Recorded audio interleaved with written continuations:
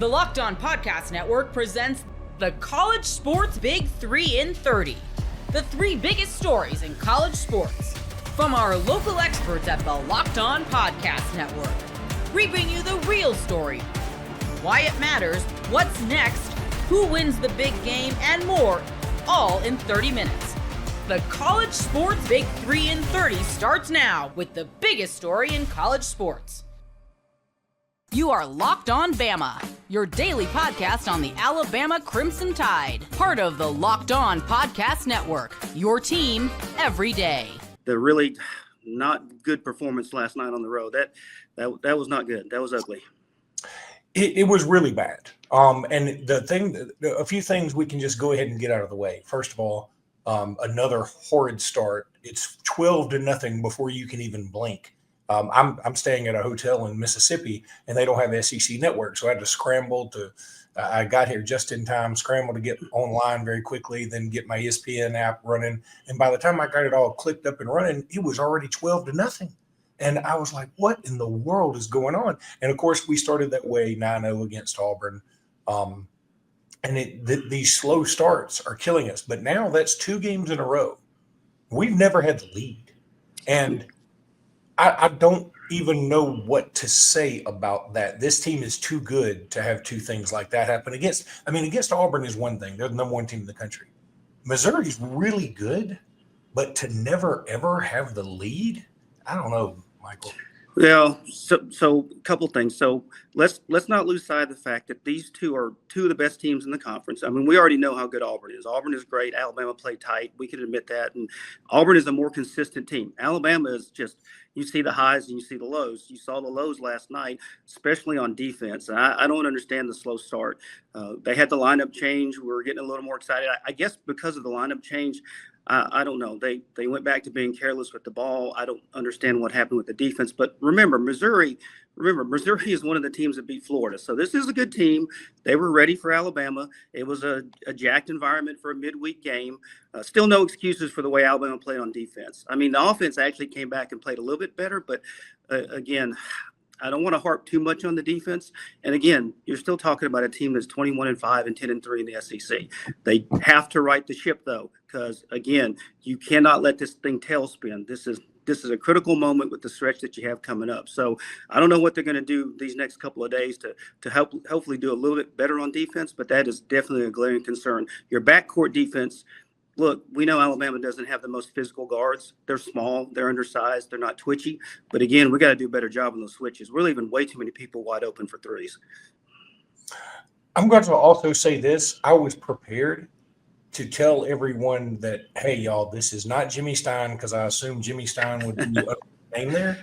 And it already has Michael Southern, and I don't know how it did that. I didn't type that there, and I'm scared to death. Oh, so, it let me do it. I did it. Oh my God. I really was. I was very confused. Well, I tell you what, next time you want me to type in the Asian Jimmy Stein, I can do that. I may do that for fun next time. How about that? Still funny. Yeah, I can do that. But okay. I think what I like to do after a loss a lot of times, I usually want to try and calm people down. Now, I've had rants of my own, but I usually like to say, especially in basketball, like, okay, let's do it in a managerial technique of a compliment and a critique sandwich, where you do compliment, critique, compliment to sort of, soften the blow on either side. I don't know that I can do that this time, and I think I'm going to do it the opposite: critique, compliment, critique. The first critique, of course, our bigs. Boy, you talk about disappointing. And they've had their moments this year. I thought Cliff Amore was really beginning to fit in this system. Boy, he was just non-existent last night. I don't know where he was 4-4 from the line, which I appreciate. Grant Nelson, he sort of made a few of the first buckets, and then I don't feel like I ever saw him again. If he was out there, I was like, oh, Grant Nelson's out there. Like it sort of was a surprise. And then Jaron Stevenson, again, his regression this year, outside of one game where he had a really nice game here a couple of games ago, his regression is puzzling, is mystifying. And So the three guys that we used the most on the interior, they were just not nowhere to be found last night. And that's a problem. Well, the really big concern is too, look at the stretch that you have coming up. You think, Missouri or Auburn was a matchup problem? Florida is a matchup problem. They are huge, and those guys have got to stand their ground. I don't know if it's a confidence issue with Jaron. Again, you see that he'll make plays, but like on rebounds, who just won't be able to hold on the ball, and the other team takes it away from him. And that if Jaron misses the first one or two shots, it's going to be a long night for him. So I think with Jaron's case, it's all confidence. He's got the physical attributes to be great. I mean, we've heard Coach Pannone talk about how Jaron is fantastic in practice, but it does not translate on the court right now. I really think it stems to confidence. With Cliff, I mean, again, I won't say that. I guess we can admit it's a little disappointing at times. You've seen good Cliff, bad Cliff, but remember, this is the MO for the team right now. I don't know why they can't find the steady balance. Is it because of the continual change-up of the lineups? Again, with defense, you need a little continuity. I don't know. That the communication's not there. You have an issue in the backcourt, depending if you play a team with larger guards. So you really need to depend on that front court, and they have let you down at times. Look, Grant hustles. He plays hard, but he takes the ball fake pretty easy. So you see him leave the ground a lot. So again, those are a little more fundamental issues. I don't know, again, if it's from continuity, not playing enough together, and what the issues are with the communication. So they got to figure this out, because again, you're going to be at Tennessee. They're going to try their best to punk you. Tennessee's going to come in there and just try to pound you down. We're not the most physical team up front, so I'm concerned about that. And we already know the matchup issues with Florida. They are so huge, and they are huge, athletic, and their guards are large. Walter Clayton Jr. is going to be a matchup problem too. So Florida is a very difficult matchup for Alabama. Thankfully, that game's at home. I'm not saying Alabama can't win that game, but they're going to have a much better effort on defense than what you've seen these last couple of games.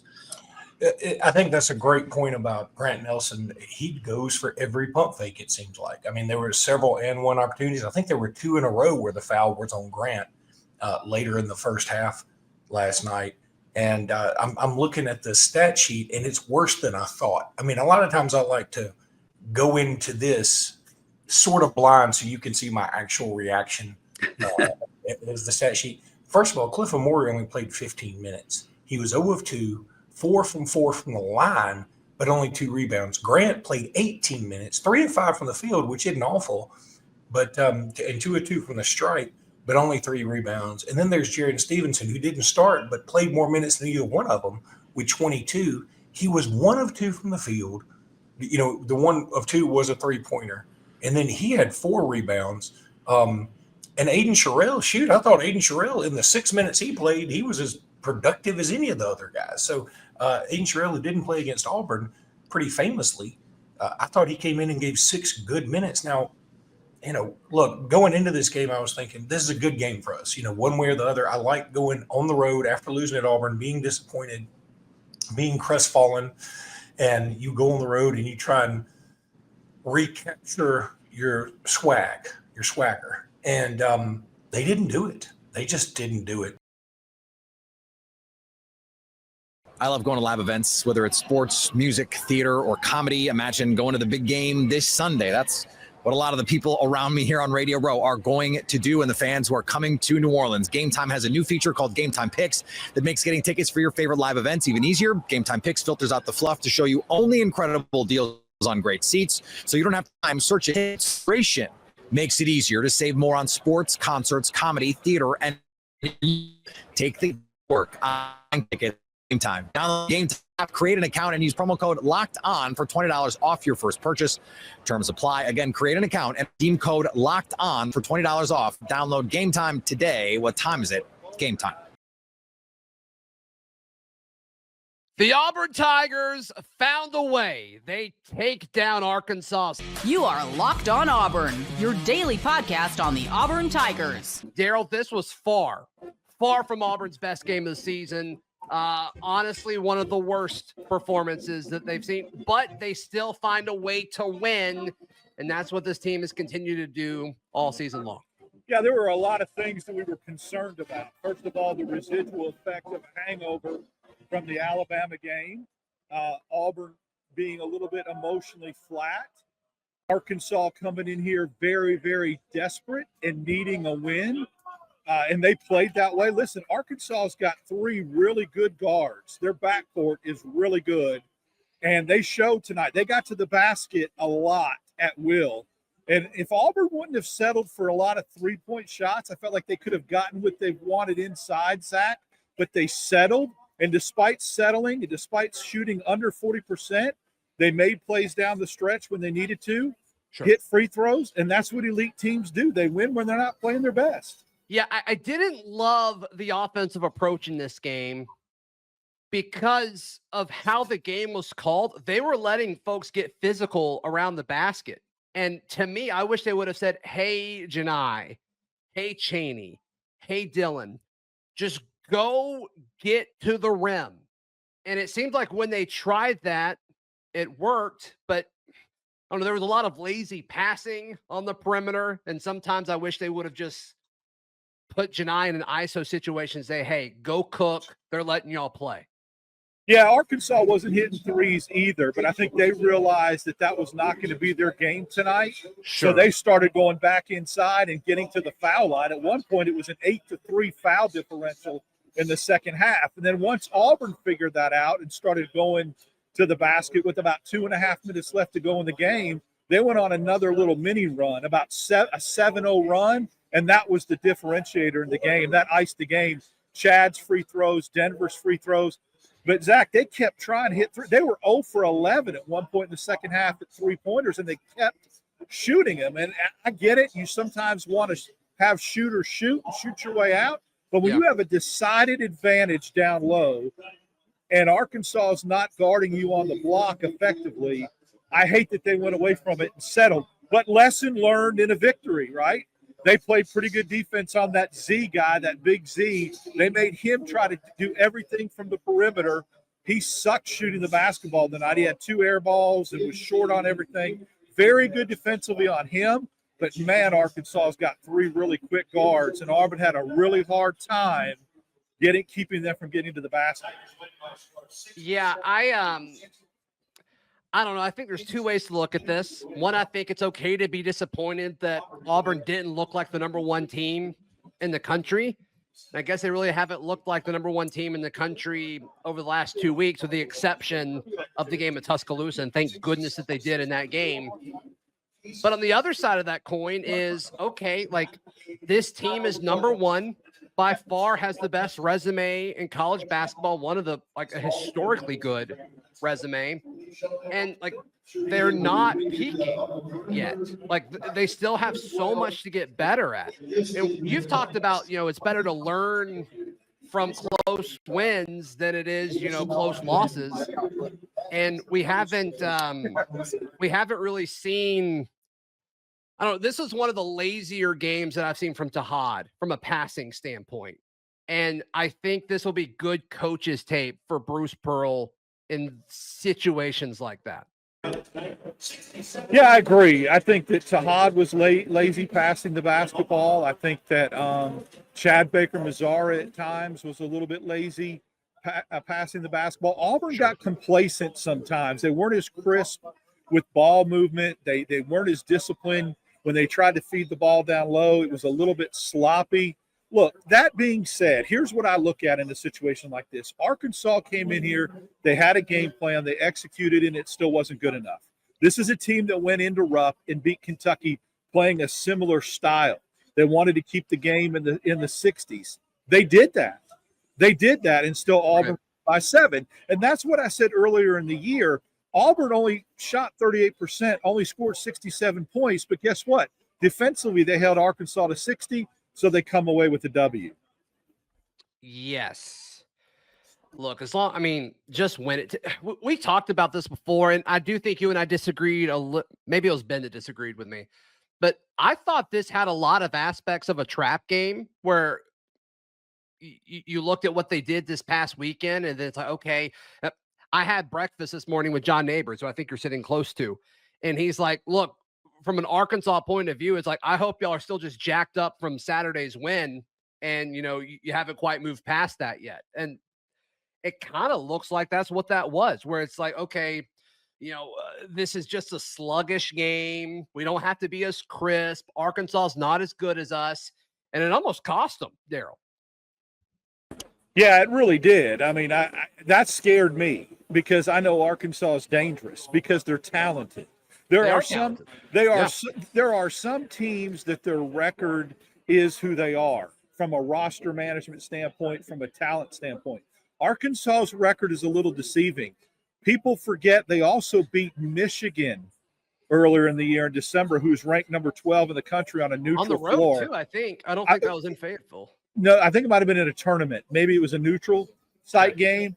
But, Michigan's a good basketball team. They're leading the Big Ten right now. And they're the number 12 team in the country, and Arkansas beat them.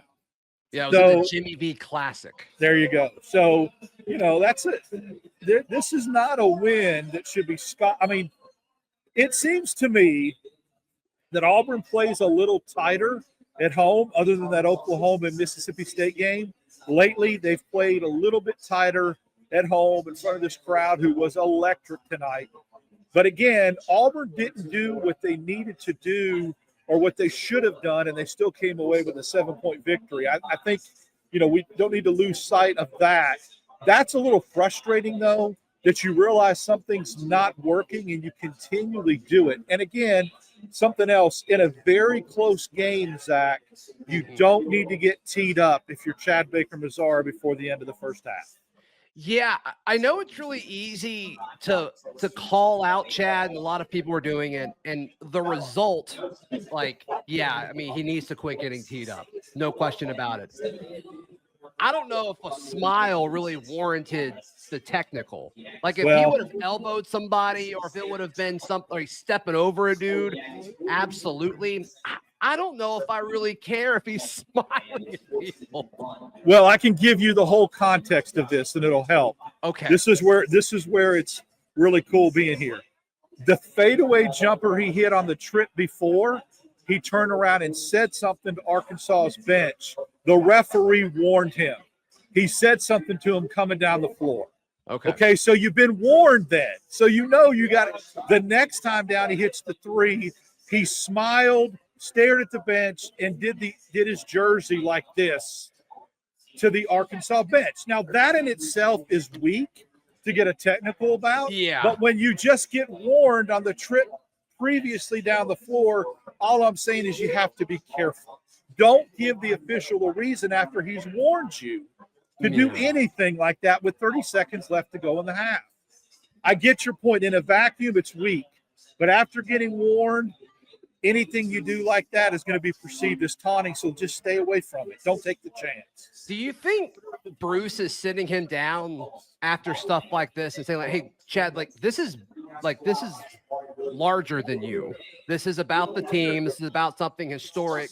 Do you think those conversations are happening, or do you think it's implied, even though it's been implied all year and it was still kind of happening? What do you think that dynamic is? Well, I think Bruce sometimes lets the players police themselves. And I can tell you this, having them coming to my end of the court to go to the tunnel at halftime, Broom was getting into Chad Baker-Mazara pretty good. Okay. Walking into the tunnel. He was talking to him and telling him, it was animated, let's put it that way, head bob and that kind of stuff. And I think that's what you want leadership to do. I think Bruce might defer to his seniors and say, hey, internal police this. But yeah, there was a conversation, I'm sure, also in the locker room from Bruce saying, hey, come on, man. We don't need that to happen with 33 seconds left to go in the half when Auburn should have been holding for the last shot anyway. And, sure. 31 seconds and he shoots the three, which, you take it, he hit it. But still, Auburn really should have had the last possession. That could have been big. Those 2 points could have been big when the score was a 2-point game with 2 minutes left to go. Yeah. When the game tips off, the NBA action is just getting started, and there's no better place to get in on it than FanDuel, America's #1 sportsbook. With FanDuel, you can place live bets throughout the game, so even if you miss the opening tip-off or want to bet on a fourth quarter comeback, you can stay in the action. And if you're looking for a bigger payout, you can even combine your live bets into a same-game parlay. I love FanDuel's live betting features because Every moment is exciting when I follow my team on a late game rally. When the player I picked hits a clutch 3, I never feel like I missed my chance. Plus, the app is easy to use, and when you win, you get paid instantly.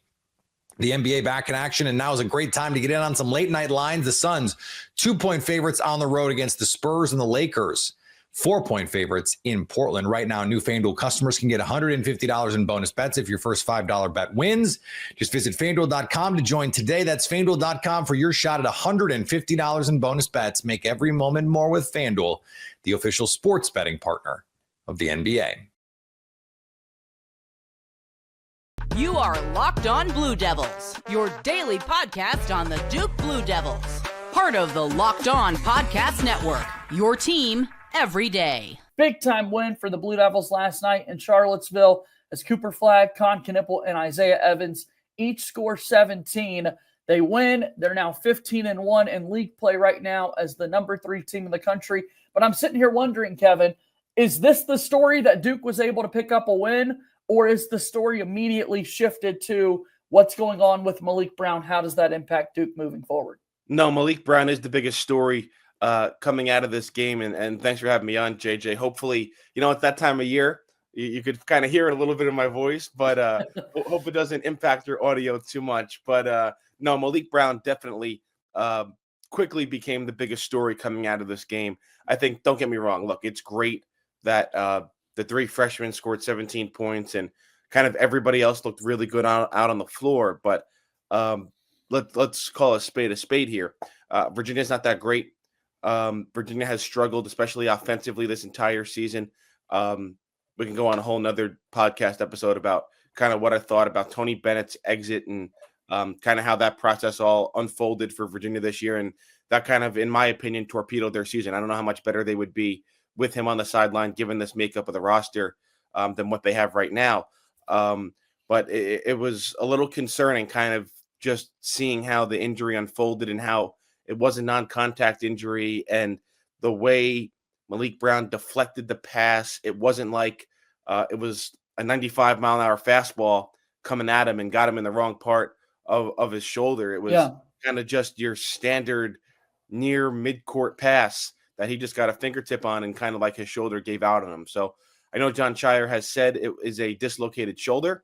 I think that might be good news for Duke, considering kind of how he went and grabbed this tricep area, not necessarily grabbing the top of the shoulder. So if that is true what John Shire said, and I don't think there's any reason to think it's not, I think Duke did get good news on that. But certainly, I guess last night and into today, he got more imaging, x-rays, MRIs done on that shoulder that'll kind of detail the extent of the injury. So Duke's still holding with bated breath. You get some good news, a little bit of good news, and you're hoping for more in terms of the severity of that dislocated shoulder and any other of the muscles and tissue area around the shoulder if that was impacted as well. And now all that you can do is just sort of wait and see. To your point, we're waiting for the imaging to come back to see exactly what the official diagnosis is for Maliq Brown, who had already missed a few games this season with a foot injury. Now it is his arm and shoulder area. Made a great defensive play, but then immediately you could tell he was in pain. I went back and referenced, it was 1 minute and 21 seconds left to go in the first half. And then later in the basketball game, in the second half, the camera would cut back over to Maliq Brown sitting there on the sideline with his arm in a sling. So take all of that for what you will. I hated that injuries happen at any point in the season for anybody, Kevin. But the other dynamic in a lot of this was how many people from Maliq Brown's family were at this basketball game. He grew up in Culpeper, Virginia, which is 1 hour away from Charlottesville. This is the closest game that Maliq Brown was going to play to his hometown this season. They were showing so many people in the Brown family that were there in attendance to watch Maliq play, and you just hate that this is how the night went for him when it was, in some regards, his homecoming game. We know he transferred from Syracuse, but look, this is as close as it gets to Culpeper, Virginia, where Maliq Brown grew up. No, 100%. And it is an unfortunate part of the game. And when you look at a dislocated shoulder, and obviously this all depends on the MRI results. I mean, you could be looking, it's tough to say, but it could be days, could be weeks, could be months. And I know I kind of say that, and your listeners are probably like, yeah, no kidding, it could be that amount of time. You really didn't give us a timeline, but that's kind of what dislocated shoulders are about. So I would have to assume he's not going to play against Illinois on Saturday. That's just when you dislocate your shoulder, 5 days prior, typically you're not going to be out on the court then. And I know we'll get into that Illinois game a little bit later on in this episode. Assuming Duke does get somewhat positive news, or good news, I should say, on the MRIs, I think maybe the hope right now is that he could be back for that Monday, March 3rd game at home against Wake Forest. I think that would be a good target date for him to return. And then you get a week off to kind of see how your shoulder feels going into North Carolina. And then you get another 4 or 5 days off before Duke would have to play on that Thursday afternoon of the ACC tournament. 80-62, the final score of this game as Duke knocks off Virginia. As you said, I think wisely, the storyline here is the Maliq Brown injury. But Duke did play some good basketball throughout the course of this game. They were on the road this week or yesterday against Virginia, back to Durham, and then just a few days later, they're going to be heading back up north to Madison Square Garden. Duke hasn't played a game yet this season, but they love to play one there every single year. And now we've got a February non-conference game against Illinois. First things first, Kevin, we can remember when this game was initially announced, and you're looking at it like, wait, is that right? February 22nd, not November 22nd? Did they get the date right on this, that this game's going to play out? And now here we go. It's this week. We're just a few days away from that actually happening. In the midst of an ACC title run, let's go play a non-conference game. Yeah, it's kind of interesting because in the months leading up to this game, you thought this is going to be a great thing for Duke because the ACC hasn't been very good.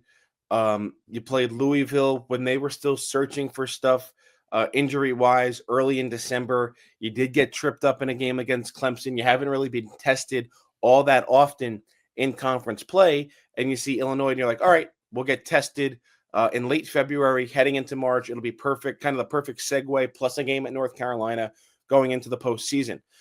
Now you look at this Illinois game and everything Illinois is going through, and you're like, oh, man, maybe I wish we did play them in early November instead of getting them kind of when they've been at their most vulnerable here in February. I think Brad Underwood just ruled out Morris Johnson out indefinitely with a broken wrist the other day that he suffered in their game.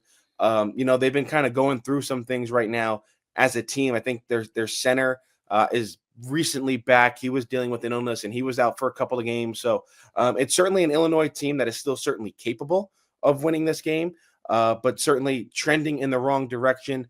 I know they have Jack Jonas. I think I pronounced that wrong, but people are expecting him to be a lottery pick in this year's NBA draft. And a couple of other guys on the roster, Kylan Boswell. People probably remember him from Arizona. So there certainly are last year in Cameron. Yeah, there certainly are still capable players on this team. And when you walk through those doors of Madison Square Garden and go up that freight elevator, feels like the competitor and everybody comes out just a little bit more. So won't be able to take an opponent lightly, certainly in a nationally televised game in Madison Square Garden in New York City on a Saturday night.